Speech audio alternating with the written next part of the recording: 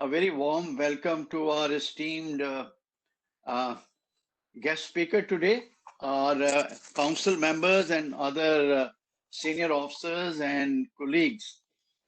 Uh, in fact, I would just say that I have had a very long association with General Rakesh Sharma, and I can easily say without any exaggeration, he's one of the finest thinker in our country today, particularly on the matters of national security and overall geopolitics. In fact, he is an envy for most of us, and I have held him in very high esteem as far as his, innovative and out-of-box thinking is concerned. And he has uh, that moral and professional conviction to stick his neck out and say what he wants to state. And there is a reason, very sound reason behind that. It is just not being idiosyncratic.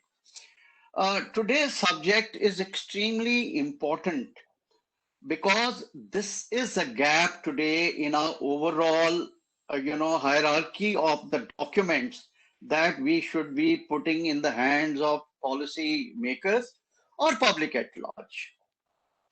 Now, if you look at our history, almost all of us have been discussing that whenever India went to war since 1947, the political aims were not stipulated. In most cases, the Union War Book was not invoked. And we all went and we did a good job. We did sometime good, sometime not so good. But there were no such, documents which were in the hands of the policy maker.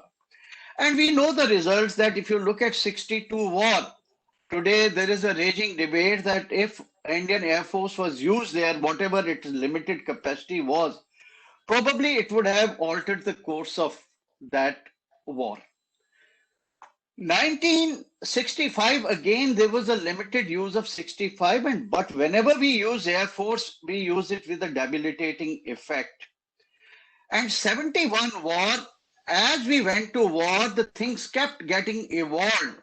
And while there was no joint military strategy on the table per se, but it was the personalities of the day and the charismatic personalities and their bonhomie and their chemistry with the one another, which probably carried the day and we had a grand victory. Then came our experience with the, say, of Pawan. And again, probably the assumptions under which we went into Sri Lanka were very different than how the whole conflict panned out and what were its outcomes and the circumstances under which we came out. So the integration of Air Force and Navy was an afterthought and not as part of an overall military strategy, looking at the whole complexity of the contingencies that could come up. And these services may play a very important role. And then I was with the Chiefs of Staffs Committee when 1999 Kargil conflict happened.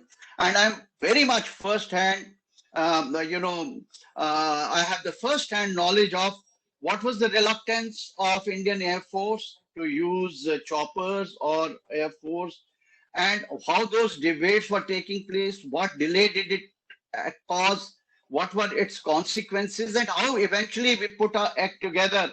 And Air Force did play a significant role in that conflict. So therefore, I think that a military strategy is one of the most important document that we need. Now, a major issue that I would like to flag here that generally, if you look at the hierarchy of these documents, everything should start from a national security strategy. Then you should have a defense strategy or defense planning guidelines. Then you should get on to your national military strategy. And then there are other documents like you could have strategic defense review, white papers and all. And if we take example of United States of America, I think they have a very well streamlined system of taking this out at certain periodicities. You have documents like national security strategy, you have defense planning guidelines, defense strategy, military strategy. They have even nuclear posture review.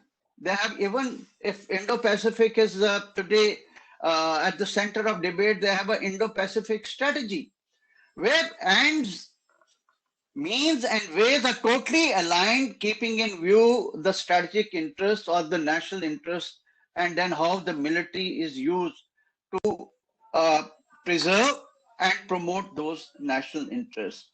Such a document is absent in the Indian context. Now, why we do not have these documents of this nature, that is a debate by itself. I have been involved in that debate in one capacity or the other. I think we should not get into that, why they are not there. What General Sharma has very clearly in this document brought out is the determinants. He's got limited time and space to put the whole thing together.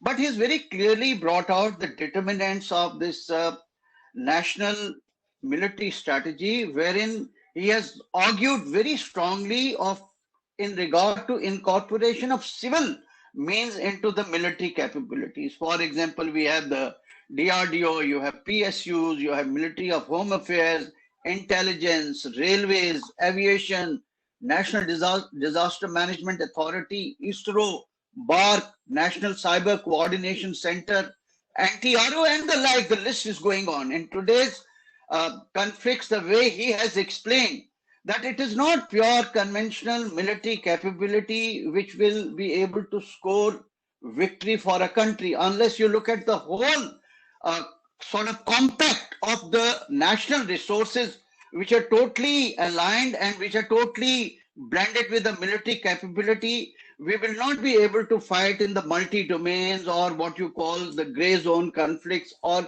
collusive hybrid kind of war. So he's made a very strong case there. One area where I would like that say let little bit more attention be paid in the paper is in the spectrum of capabilities, and that is what we need to do in non-contact, non-kinetic domain. Then non-contact kinetic domain where your ISR capabilities and your precision guided capabilities are very, very important. Then the surgical strikes, and then of course we have a whole range of sectoral contingencies in different borders. What are those? Then conventional one and a half, two and a half fronts, and of course there is the nuclear factor which we cannot wish away, because no matter what we say, all the three contestants in this entire I would say matrix are the nuclear powers.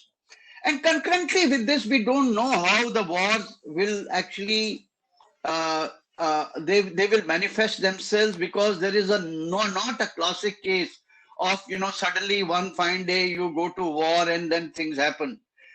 Concurrent with these, keeping in view a situation like COVID and all, you will have aid to civil authorities, you will have to cope up with non-traditional security threats, you may have to look at out of area contingencies, and of course UN peacekeeping operation commitments are there. So with these words, I would not like to act as a typical discussant. With these few words, what I suggest is let him give his reasoning and his viewpoint. And then I request General Katoch, we have very senior military professionals here. I think you can get them one by one to give their viewpoints of what value addition they can make to this paper. So with these words, I'll now request General Rakesh to give out his thought process and idea behind articulation of these views. Over to you, General Sharma.